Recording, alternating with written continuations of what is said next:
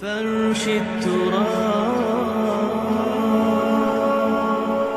يضمني. کسی شخص کو تکلیف میں دیکھ کر اگر آپ کا دل پسیجتا نہیں ہے، آپ کے دل میں رقیق کسے کہتے ہیں؟ پتلا، رقیق مادہ پتلا، رقت قلب، دل میں نرمی پیدا ہو جائے. دل میں نرمی اگر پیدا نہیں ہوتی ہے تو پھر جان لیجئے، میں ایک بہت سخت بات کہنے لگا ہوں، ایک شخص عالم ہو سکتا ہے، مفتی ہو سکتا ہے، فقیہ ہو سکتا ہے، مفسر ہو سکتا ہے، محدث ہو سکتا ہے، عابد ہو سکتا ہے، زاہد ہو سکتا ہے، نیک نہیں ہو سکتا اگر انسانی ہمدردی کا مادہ اس کے دل میں نہیں ہے. بات سمجھ لی آپ نے پوری؟ یہ ہے ترتیب کے اندر مضمر. نماز اور زکوٰۃ کا ذکر بعد میں، وَآتَ الْمَالَ عَلَىٰ حُبِّهِ ذَوِي الْقُرْبَىٰ وَالْيَتَامَىٰ وَالْمَسَاكِينَ وَابْنَ السَّبِيلِ وَالسَّائِلِينَ وَفِي الرِّقَابِ، یہ پہلے آ رہا ہے. اور آپ میں سے بہت سے حضرات کو یاد ہوگی چوتھے پارے کی پہلی آیت، جو اس معاملے میں یوں سمجھیے قول فیصل، لَن تَنَالُوا الْبِرَّ حَتَّىٰ تُنْفِقُوا مِمَّا تُحِبُّونَ. تم ہرگز نیکی کے مقام کو نہیں پہنچ سکتے جب تک خرچ نہ کرو اس میں سے جو تمہیں محبوب ہے. اگر آپ کا مال ایسا ہے جو دل سے اتر گیا ہے، کپڑے بوسیدہ ہو گئے ہیں دے دیے غریب کو، جوتے ٹوٹ گئے دے دیے کسی کو، یہ نہیں ہے، یہ نیکی نہیں ہے. نیکی کیا ہے؟ مما تحبون، جو تمہیں پسند ہو وہ مال. لن تنالوا البر، یہ نوٹ کر لیجیے جنہیں عربی سے کوئی تھوڑا سا بھی کوئی مس ہے کہ لام اور نون کے ساتھ جو نفی آتی ہے فعل مضارع کے اندر، اس سے زیادہ تاکیدی نفی نہیں. لن تنالوا البر، ہرگز نہیں پہنچ سکتے نیکی کے مقام کو، حتی تنفقوا مما تحبون، جب تک کہ تم خرچ نہ کرو اس میں سے جو تمہیں پسند ہو. اپنے محبوب مال کو جب تک خرچ نہیں کرو گے اللہ کی رضا مندی کے لیے، اللہ کی رضا جوئی کے لیے، اس وقت تک نیکی کا مقام حاصل نہیں کر سکتے. حدیث میں نے آپ کو سنا دی، من یحرم الرفق، رفق کہتے ہیں دل کی نرمی، اسی سے لفظ رفیق بنا ہے. رفیق وہ ہیں جو آپس میں ہمدرد ہیں، غم گسار ہیں، ایک دوسرے کا درد بانٹنے والے ہیں، ایک دوسرے کے دکھ کو اپنے دل میں محسوس کرنے والے ہیں. میں نے ہمدردی کی وضاحت پچھلی نشست میں کی تھی.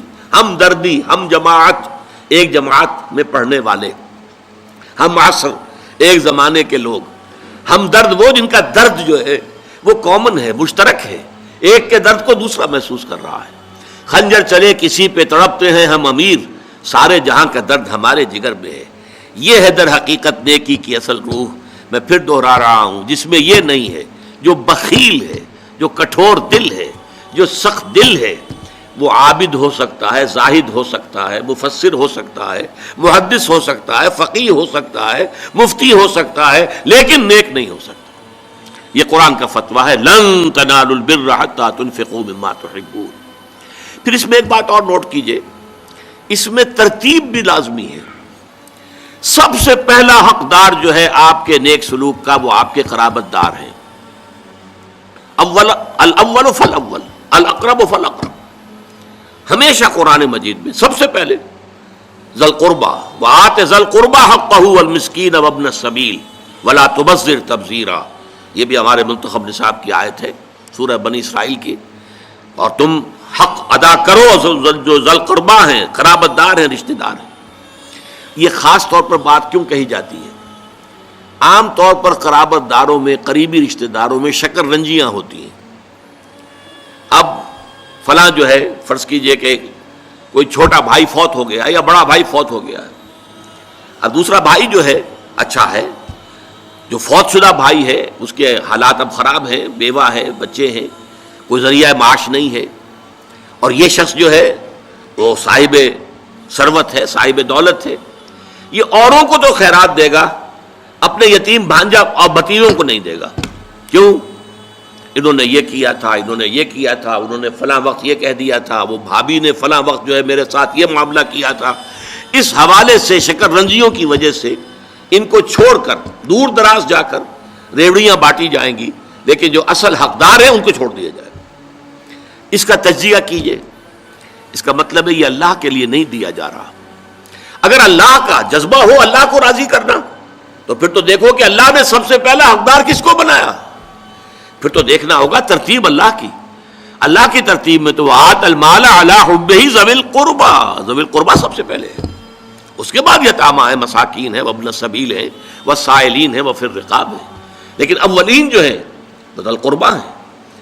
جس حدیث آتی ہے کہ حضور نے فرمایا من احب للہ وابغض للہ واعطى للہ ومنع للہ فقد استقبل الایمان، جس نے اگر کسی سے محبت کی تو اللہ کے لیے محبت کی، کہ اللہ کو پسند ہے کہ اس سے محبت کی جائے، اور کسی سے بغض اور عداوت رکھی تو وہ بھی اس لیے کہ اللہ کو پسند ہے کہ اس سے بغض رکھا جائے، اور اگر کسی کو کچھ دیا تو اس لیے کہ اللہ کو اس کا دینا پسند ہے، اور کسی سے کچھ روکا تو اس لیے روکا کہ اللہ کو اس کا روکنا پسند ہے۔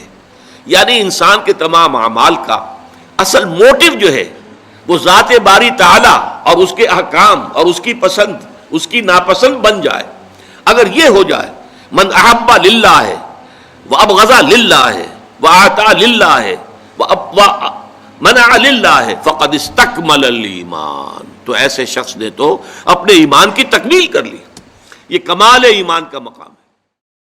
وتعلو همتي دوما وتسبق خطوتي الأزمان، فوقتي لا أضيعه بما يفضي إلى الخسران، وكفي لا يفارقها أداء البر والإحسان، ولا تدري شمالي عن يميني إنه